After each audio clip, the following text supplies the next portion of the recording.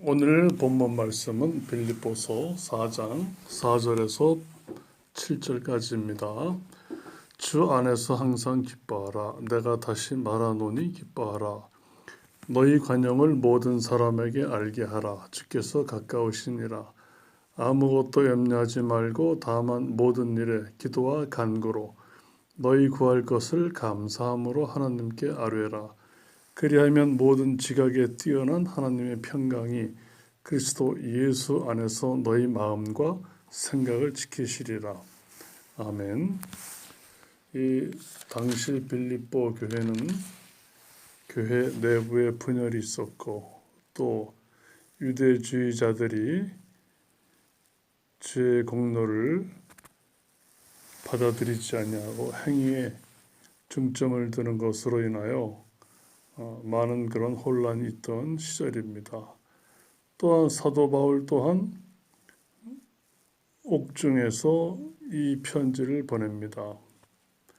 우리가 에베소서, 빌립보서, 골로새서를 이제 옥중 서신이라고도 하죠. 이렇게 옥중에 있으면서도 일반 성도들에게 위로의 편지를 보냅니다. 주 안에서 항상 기뻐하라. 내가 다시 말하노니 기뻐하라. 우리는 사실 기뻐할 수 있는 능력이 없다고 봐야 됩니다. 이 세상에서 조금만 생각해봐도 그리 기뻐할 일이 뭐가 있겠습니까?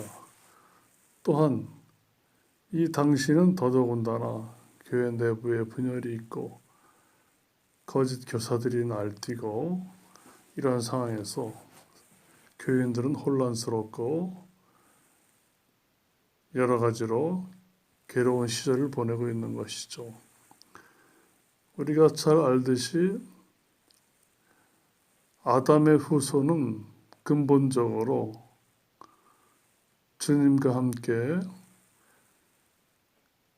하나님 앞에 반역한 죄가 죽지 아니하고서는 또한 주님과 함께 새 생명 가운데 부활하지 않고서는 근본적으로 행복할 수 없다라고 하는 것이 성경적인 지지를 얻는 주장입니다. 그래서 우리는 기쁨이라 그러면 사실 세상의 것을 반쯤 빌려다가 어거지로 우리를 기쁘게 하는 그런 행위들을 많이 합니다. 심지어 교회에서도 이제 그런 행위들을 많이 보게 됩니다. 하지만 본문은 사도 바울이 주 안에서 항상 기뻐하라. 내가 다시 말하노니 기뻐하라. 우리 안에는 선한 것도 없고 의로운 것도 없고 기뻐할 만한 것도 없지만 주님 안에서 기뻐하라. 주님 안에서. 주님의 사랑으로, 주님의 희생으로, 주님의 공로로, 주님의 죽으심으로, 주님의 고난으로 주님께서 우리를 대신 살리신 그 기쁨으로 기뻐하라 이렇게 얘기하십니다. 그러면서 너희 관용을 모든 사람에게 알게 하라. 주께서 가까우시니라. 이 당시만 해도 사도 바울은 아마 주의 재림이 가까움을 인식했을 것입니다. 그러면서 아무것도 염려하지 말고 다만 모든 일에 기도와 간구로 우리가 어떻게 염려가 없습니까? 우리 마음이 분열되고 나뉘지 않을 수 있겠습니까? 하지만 염려하지 말라는 겁니다. 예수님 덕분에, 예수님 때문에, 예수님에 의하여, 예수 공로에 의하여 죽은 자 가운데 살아나신 주님의 그 첫 열매처럼 우리의 모든 삶이 이 땅의 삶도 중요하지만 이것이 전부가 아니고 영원한 생명과 진리와 자유를 우리에게 허락하신 주님으로 인하여 염려하지 말라는 겁니다. 우리가 세상을 바라보면 참 재미없습니다. 세월은 쏜 살처럼 날아가고 도망가고 또 어린이는 노인이 되고 문명과 물질을 발전하고 첨단을 걸어가도 인간의 심령은 첨단을 걷는 것이 아니라 더 평안이 없고 더 악해지고 질투와 시기와 또 열등감과 교만함은 아주 하늘을 찌를 듯합니다. 하지만 이렇다 하더라도 사도 바울은 또 빌립보 교인들 향해서 얘기합니다. 아무것도 염려하지 말라. 이것도 사도 바울을 통하여 주님께서 우리에게도 말씀합니다. 아무것도 염려하지 말아라. 주님 복음서에서 말씀하신 것처럼 너희는 먼저 그의 나라와 의를 구해라. 네 상황이 어떠하든 너는 주님의 공로와 희생과 죽으심과 속죄함과 자유와 진리로 인하여 너희는 기뻐하고 주님을 사랑하라 이렇게 얘기합니다. 신구약 전체가 하나님을 사랑하라 이렇게 얘기합니다. 하나님을 사랑하는 자는 아무것도 염려할 수 없다.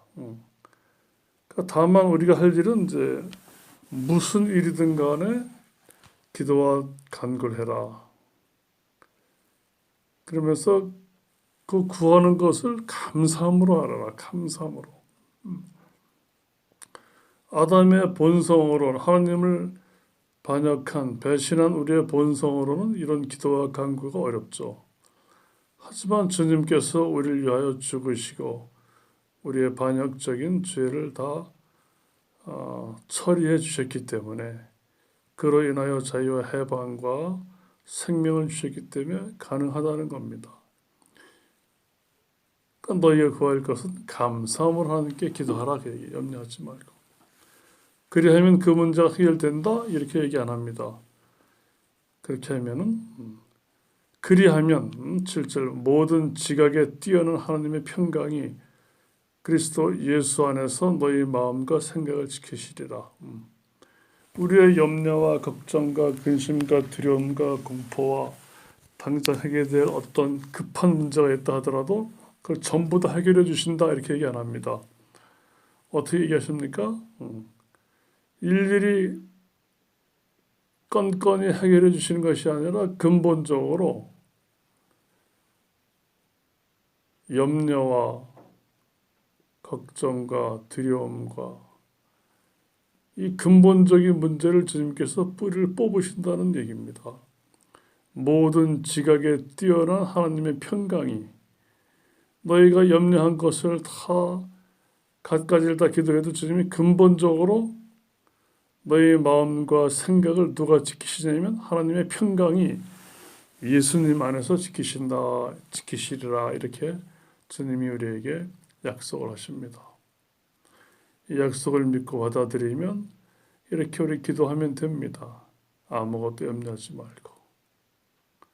복음서에서도 무엇을 우린 많은 부분 먹을까 마실까 입을까 합니다. 지금은 달리 말하면 어떤 집을 살까 이사 갈까 집으로 경제적으로 여러 가지로 고통당하는 부분이 많죠. 어찌하면 내가 예수님을 깊이 닮아서 사도 바울처럼 더 나은 부활에 이룰 수 있을까 이런 고민하는 분들이 꽤 많지는 않은 것 같습니다. 하지만 주님께서는 아무것도 무엇이든지 염려하지 말고 물질적인 것이든 신앙적인 것이든 경제적인 것이든 무엇이 염려하지 말고 다만 모든 일에 기도와 간구로 감사함으로 하나님께 아뢰라 합니다. 여러분 우리 뜻대로 되는 것이 아무것도 없습니다.